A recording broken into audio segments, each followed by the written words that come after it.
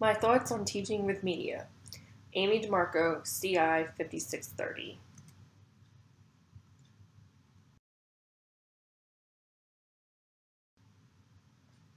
A tool, not a crutch.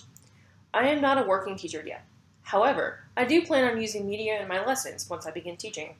I believe that media is one instructional tool among many in my toolbox. Media is not a crutch and should not replace sound pedagogy and a well-rounded curriculum. Like Metzger and Sue 2008, I believe that teachers should not show a movie in lieu of teaching difficult subject matter. For example, watching a movie like Schindler's List 1993 or a documentary like Auschwitz Inside the Nazi State 2005 is not a replacement for teaching lessons about the Holocaust.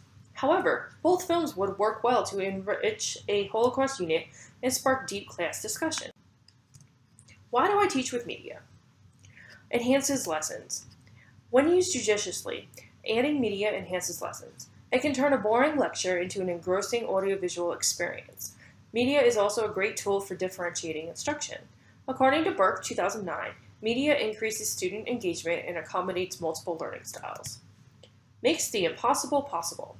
According to Reeves and Rodrigue 2016, since the 2008 recession, 10% of schools surveyed have eliminated field trips. Besides economic concerns, the current test and punish school accountability structure has also impacted extracurricular activities, including art, music, and field trips. Technology and media-based alternatives such as virtual field trips and web quests could bridge this gap. Digital media also allow students to view primary source documents that are difficult or impossible to view in person. One example is the Book of Kells, located at Trinity College in Dublin, Ireland. Trinity College has created an iPad app that includes high-resolution scans of each page of the entire book, as well as rich information about the book itself. To the right is a screenshot of the main menu of the Book of Kells iPad app. Integrates 21st century skills into curriculum. According to Halverson 2011, media literacy and knowing how to create media with technology-based tools are important 21st century skills. For example, using digital media to create a video presentation about the Civil War would utilize the following skills from the National Council of the Social Studies P21 Framework 2007. Using digital technology, communication tools, and/or networks appropriately to access, manage, integrate, evaluate, and create information in order to function in a knowledge economy. And using technology as a tool to research, organize, evaluate, and communicate information in the possession of a fundamental understanding of the ethical legal issues surrounding the access and use of information. How do I teach with media? Integrate media into lessons. Media is integral to social studies, and I plan to use it throughout my lessons. One creative use of media is using music to spark a class discussion. At the very end of Guns N' Roses' song Civil War, 1990, the narrator asks a very poignant question. What's so civil about war anyway?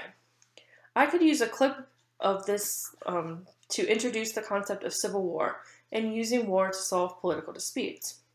Additionally, I use PowerPoint to deliver most of my lessons. I use longer presentations to give overviews or go in depth about a topic and shorter ones to teach mini lessons or to give instructions for lesson activities. I include short video clips to introduce topics or demonstrate concepts, and I add pictures, maps, charts, and graphs to my content slides. I always add media with a definite purpose. I never add it as a filler or replacement for instruction. Have students use media in the products they create. Media is not just for the teacher. Students also use media in the products they create. Unless a product is meant to showcase a particular skill, such as writing a research paper or constructing a timeline, students have the freedom to choose how they present their information. Students may either create media or use media to create their projects. Most likely, their projects will both create and use media. Teach media literacy. Again, both Halverson 2011 and the P21 Framework 2007 state that media literacy is a 21st century skill. Teaching media literacy is an integral part of using media in the classroom. Since much of social studies relies on analyzing and interpreting primary and secondary sources, students must learn how to choose their sources wisely, including media sources. When I use high-quality media in my lessons, I am modeling best practices for choosing media with care. When I cite my sources, I am not just modeling academic honesty and how to cite in MLA style. I'm also showing students where to find high-quality sources, including media sources. Example 1. Medieval music. If I was teaching a lesson on medieval music, I could use both pictures and audio. On the left is a picture of early sheet music for a Gregorian chant called Graduale Aboens from a Finnish illuminated hymnal. This picture is also a good example of an illuminated manuscript. Like the Book of Kells that I mentioned previously, this manuscript is difficult to see in person, but is available in digital form. On the right is an audio clip of the chant O Filiae Filii, O Sons and Daughters.